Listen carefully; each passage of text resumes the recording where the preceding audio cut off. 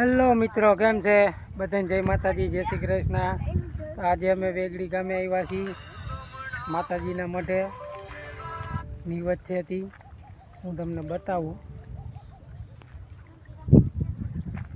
અહીંયા દેખાય છે એમાં માતાજીનો મઠ છે। અમે આ ભાદર છે, આ ભાદરમાં પાણી તમે જોવો, બધા અહીંયા બેઠા છીએ।